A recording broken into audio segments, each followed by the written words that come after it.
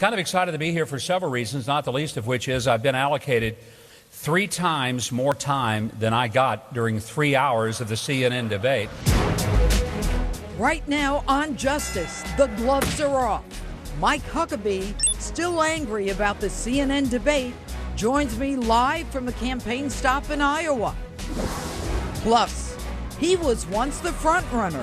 Former presidential candidate Herman Cain joins me with his take on the GOP hopefuls, including the man at the front of the line.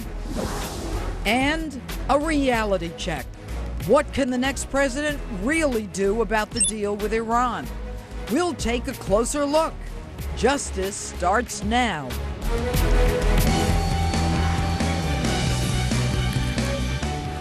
Hello and welcome to Justice. I'm Judge Jeanine Pirro. Thanks for being with us tonight. The GOP candidates are back at it, many of them in Iowa right now at the Faith and Freedom Coalition's annual gathering. Governor Mike Huckabee is one of those candidates and will join me live in just a few minutes. But first, let's take a look at some of the highlights from the campaign trail today so far. I brought my Bible. See?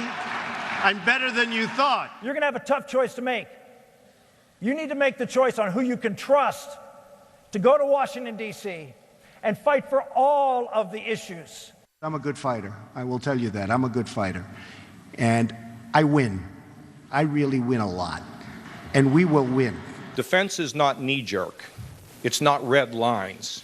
It's not just tearing up agreements because it gets you a round of applause. It's being able to manage and being able to maneuver and put the best interests of the United States first. I am prepared, with your support, with your prayers, with your votes, to lead the resurgence of this great nation, because leadership is what is required now. So let us think about what a leader must do in the White House. The single greatest national security threat facing America is the threat of a nuclear Iran. You know, about a month ago, I observed, if this deal goes through, the Obama administration will become, quite literally, the leading financier of radical Islamic terrorism in the world. Now, in response to that, President Obama got very upset. He said, what Cruz said is ridiculous. You can't say that. You cannot use that rhetoric. Well, let me give you a very, very simple principle. Truth is not rhetoric. When I get in, if I get in, you will be very, very proud of me. We will be respected, believe me, and that deal will become much, much better. I know you have a lot of people say we're going to rip it up, but they don't understand the way it works. But I am going to take that deal. I do that. I buy contracts that are bad, where people have lost a fortune with a bad contract. I take the contract and I scrutinize the contract. I make it so brutal, and I do good. America has been played as chumps sometimes, and there comes a point at which we have to say, America has always done not only its part, but many, many times over. But it will not become the repository for every person who comes here, many of whom without the best intentions, to love this country, to live in this country, to assimilate in this country, and to accept the kind of life and freedom that we hold dear. And Republican presidential candidate Governor Mike Huckabee joins me live from Iowa. Good evening, Governor. Judge, it is great to talk to you. It's been a while. Thank you for having me on. Oh, it's great to have you on, Governor. All right, let's talk about Iowa. In 2008, you won the Iowa caucuses with 34% of the vote. But right now, your Iowa numbers are at 4%. Why do you think that is? Well, I think that right now a lot of people in Iowa are doing what Iowans do at this time of the game. They're shopping. That's pretty normal for the process. And typically, Judge, whoever has the summer blockbuster in the summer does not win the Oscar in the spring. So right now we're doing what one does to win Iowa. We're building organization and structure, and we're visiting all the counties. And that's what we'll continue to do up to the caucuses. And I still believe we're going to win the caucuses come February. And there's no question that you, more than any other candidate, have had more visits in Iowa than anyone else.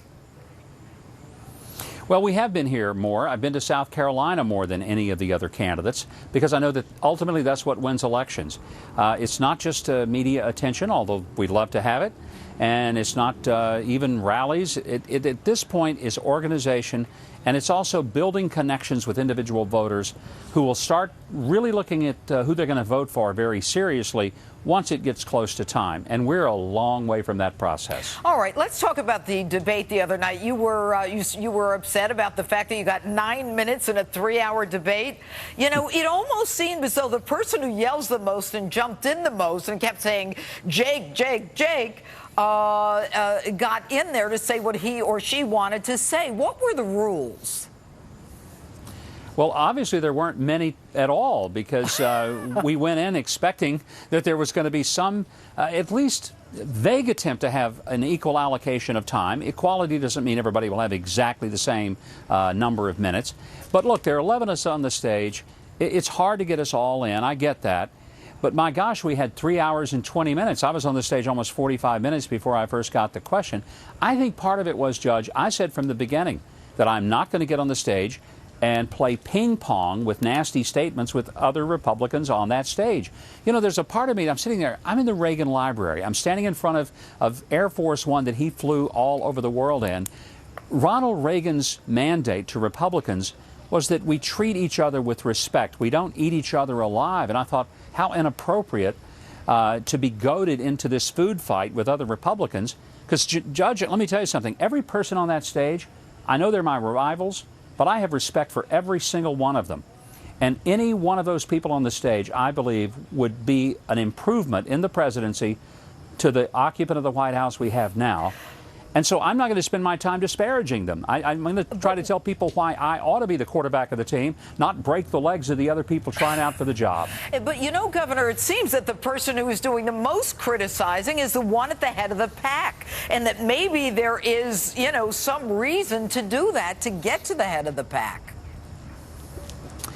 It could be, and I'm going to have to just wait and see how this plays out. But I can't be anybody than who I am, and it is not my nature to go and try to stick my fist in the face of somebody else and to elbow my way through the nostrils of other people. I'm going to be assertive. I had to take some assertive action the other night to get any attention. But ultimately, I think people want to know, do you have the temperament to be president, which means that there's a little bit of a sense of perspective. And it's not all about me. It can't be. It needs to be all about the issues that American people are facing. And I just wish we could have talked about more of them, like the infrastructure of the country, like Social Security and Medicare. Judge, there were so many things that never, ever came up in 3 hours and 20 minutes. I find that distressing. Did you think that there was an agenda by CNN to try to get you guys and the woman on the stage to go after each other just so that you could trash each other and basically bring everyone down on that stage? Was there an agenda? Well, it seemed to be. In fact, they said before the debate that their goal was not so much just to ask questions around the horn, but to get the candidates to engage with each other. Now, if you want to engage each other on substantive issues, but it was more about, hey, Mr. Trump, Carly said something about you. Would you like to react? Oh, Carly, would you like to react to what Mr. Trump said? That's third grade stuff. We're running for president, not class president of the third grade. Well, there's no question that's what seemed to have happened. But, you know, you talk about who you are. Let's talk about who you are. I mean, you were a pastor for many years, and now we've got the Pope, who is coming to the United States. He's, you know, he's got some very progressive views and, you know, on issues that may not be consistent with yours. You believe in banning abortions. He's talking about this year of mercy and forgiving abortions. He wants to talk about income inequality and climate change and going before Congress. What do you make of all this, Governor? Look, he's the leader of the Catholic Church. I'm not Catholic, but I have great respect for Pope Francis. I was a huge fan of Pope John Paul II, thought he remains to this day one of the greatest spiritual leaders in the history of Christendom. But look, Pope Francis has not taken the church on a different position. He still believes abortion is wrong, but he believes, as I do, that even people who have abortions can absolutely be forgiven. That's what God's grace is all about. So I'm not on a different page there with the Pope. I do think that the President has been amazing in trying to bring people to the audience of the Pope in the White House. It almost appears to just force the Pope to face people who have a very different moral perspective. And I don't know why the President would do that. It seems that the Vatican is beginning to push back on that, as they should. The purpose is not to embarrass the Pope or to confront him. It ought to be to welcome him as the spiritual leader of millions of Catholics in America and across the world. Well, but Governor, what do you think about the fact that he wants to speak and he thinks one of the most important issues today is climate change? And you've said that, you know, there isn't necessarily any scientific data to support it. But why would the Pope be talking about that and income inequality as opposed to canon law, the doctrine of the Church? Well, I think that there is a very important place for the Pope to address income inequality, as long as he doesn't believe that the answer is that government redistribute wealth. Right.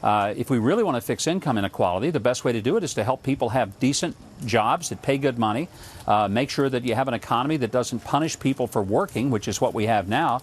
There are definitely some ways that we can help with the issue of income inequality, but the worst thing we could do is this socialistic idea of taking money from some and then just redistributing it. So caring for the poor, you bet that's a subject that the Pope should talk about. Climate change, look, the Pope is entitled to the views that he wants to have. He's the Pope. He doesn't need counsel or advice from me.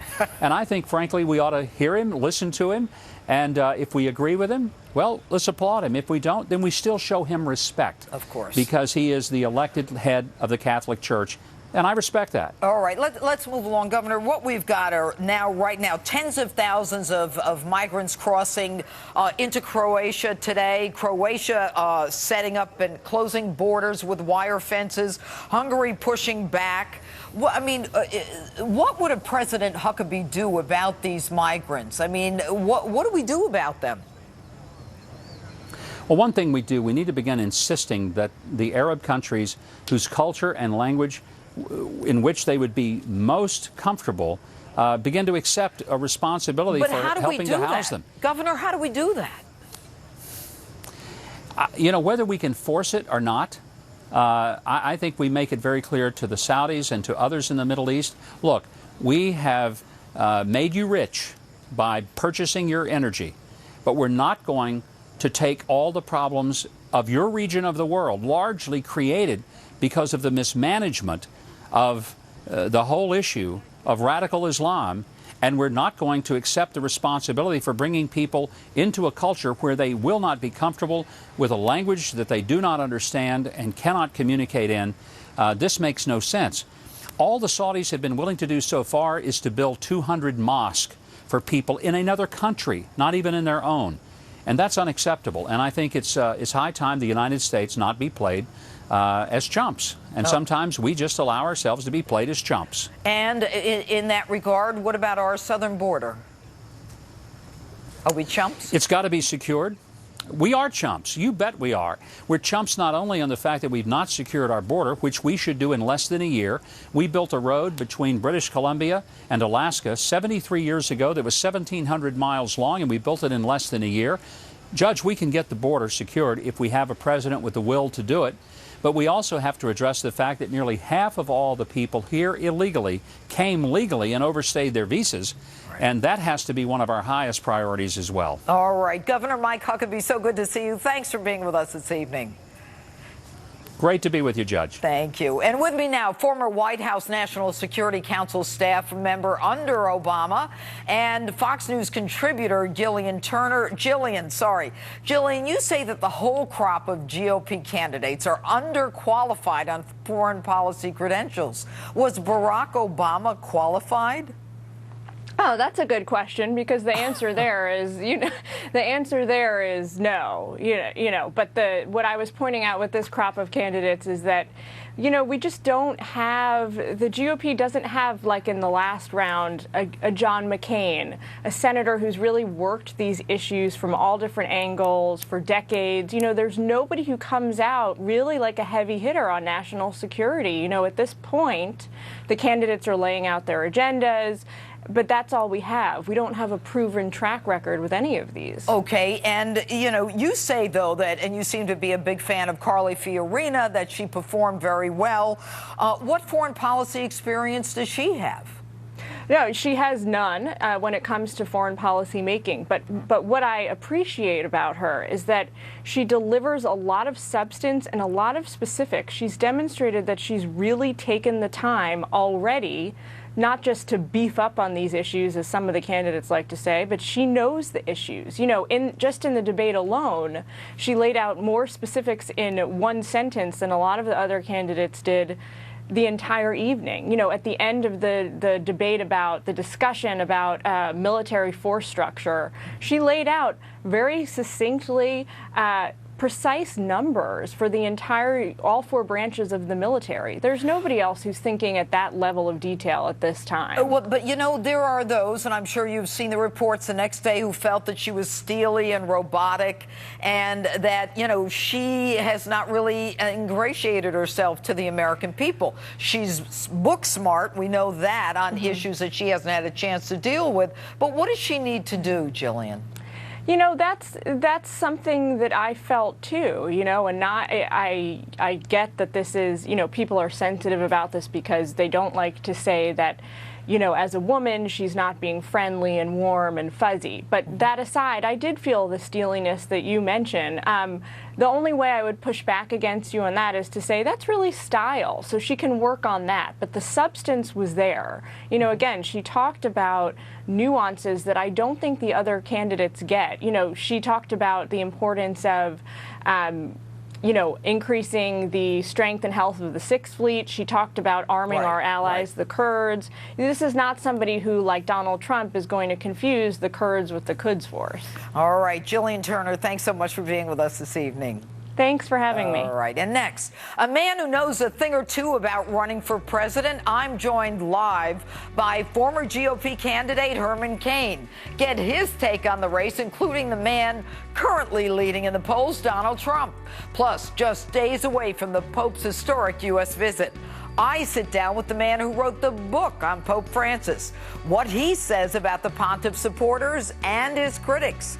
And vote in tonight's Insta poll. When new polls come out, will Donald Trump still be the clear frontrunner in the Republican race? Stay with us.